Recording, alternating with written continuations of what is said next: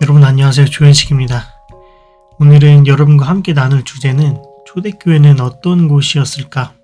이러한 제목으로 여러분들과 말씀을 나눠보고자 합니다. 우리가 신앙생활하면서 종종 이런 생각해 보셨을 거예요.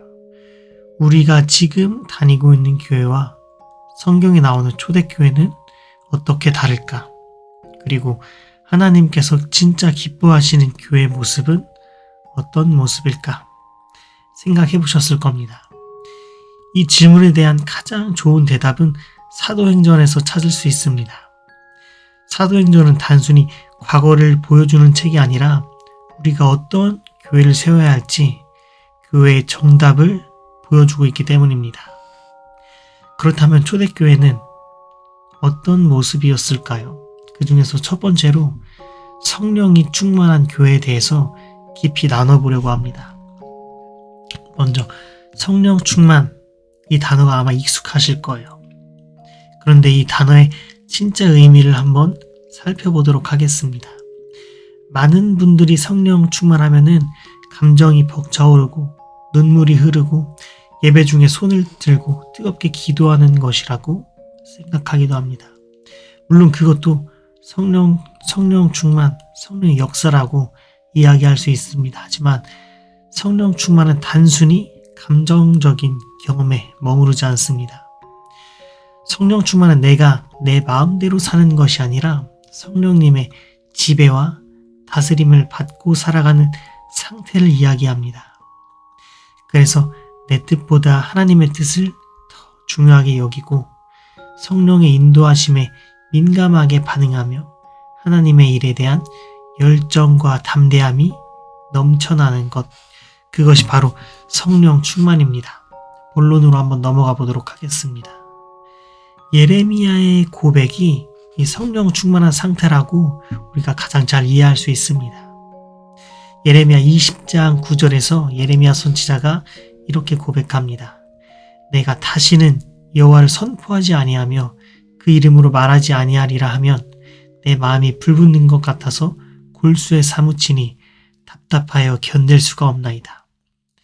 예레미야는 하나님의 말씀을 전하다가 너무나도 많은 조롱과 고난을 겪었습니다. 그래서 이제 그만하자.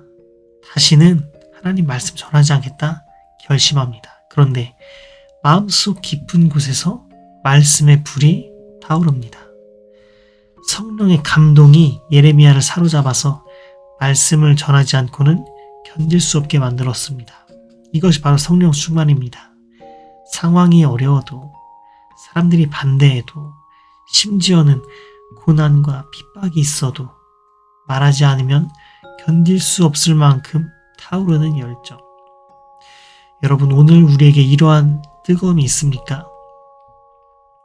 성령 충만하면은 어떠한 열매가 나타날까요? 첫 번째, 복음 전파에 담대함이 생깁니다. 두 번째, 사역과 봉사에 지치지 않고 지속할 수 있는 힘이 생깁니다. 세 번째, 기도가 살아나고 말씀이 살아납니다. 네 번째, 영혼에 대한 관심이 회복됩니다. 다섯 번째, 순종과 헌신이 기쁨이 됩니다. 이거 말고도 여러 가지가 있겠죠. 성령 충만은 단순히 내가 열심히 하겠다는 각오로 되는 것이 아닙니다. 하나님으로부터 임하는 능력입니다. 그래서 예수님도 제자들에게 이렇게 말씀하셨어요.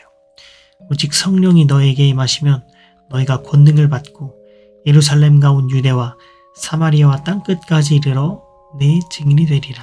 사도행전 1장 8절 말씀. 그래서 사도행전 속 성령 충만한 실제 예시들을 우리가 살펴보도록 하겠습니다. 어떻게 사도행전의 교회가, 어떻게 초대교회가 성령 충만한 교회였는지 몇 가지 예를 한번 들어볼게요. 첫 번째, 오순절 성령 강림 사건입니다. 120명의 제자들이 마가의 다락방에서 기도하던 중에 성령이 임하자 하늘에서 급하고 강한 바람 같은 소리가 나고 각 사람의 위에 불의 혀처럼 갈라지는 것, 이것이 나타납니다. 그리고 그들은 방언을 말하며 하나님의 큰 일을 전하기 시작합니다. 베드로는 그 자리에서 담대히 복음을 전하고 하루에 3,000명이 회개하고 세례를 받습니다. 이 사건은 교회 탄생이자 성령 충만한 공동체의 시작이었습니다. 두 번째, 베드로와 요한의 담대함.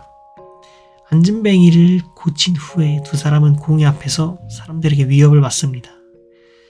그래서 베드로와 요한이 잡혀가서 이렇게 이야기합니다. 사람보다 하나님에게 순종하는 것이 마땅하지 아니하느냐.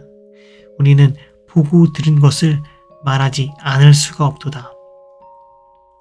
그리고 이후에 그들은 다시 기도했고 그 자리가 진동하며 모든 사람이 성령 충만해져 담대히 하나님의 말씀을 전했습니다. 사도행전 4장 31절 말씀입니다.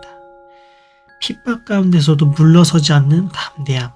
그것이 성령 충만의 열매입니다. 세 번째, 스데반 집사의 순교입니다. 스데반은 사도도 아니고 평신도였어요. 스데반 집사였죠. 그런데 성령과 지혜가 충만한 사람으로 선택되었어요. 그래서 사역을 감당했습니다.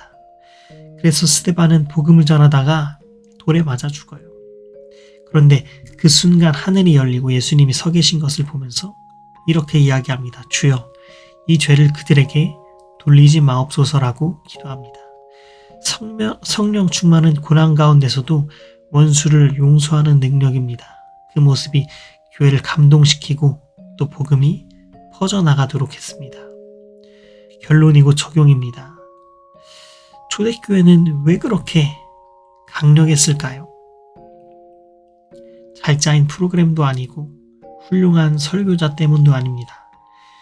그 성도님들 안에 성령이 살아 역사하셨기 때문입니다. 오늘날 교회가 다시 회복해야 할 가장 중요한 것, 성령 충만입니다. 베드로처럼, 스데반처럼, 예레미야처럼 말씀을 전하지 않으면 견딜 수 없는 열정, 주님의 뜻이라면 기꺼이 순종하는 담대함을 회복해야 합니다. 이 시간 여러분들에게 도전드립니다. 여러분의 신앙은 지금 성령 충만하십니까? 혹시 기도의 열정이 식으셨나요? 또 신앙의 열정이 식으셨나요? 또 말씀이 건조하게 느껴지지는 않으시나요? 그렇다면 다시 성령을 구하십시오. 하나님께서 오늘도 여러분을 채우시고 여러분의 가정과 교회 같은 역사를 이루실 것입니다.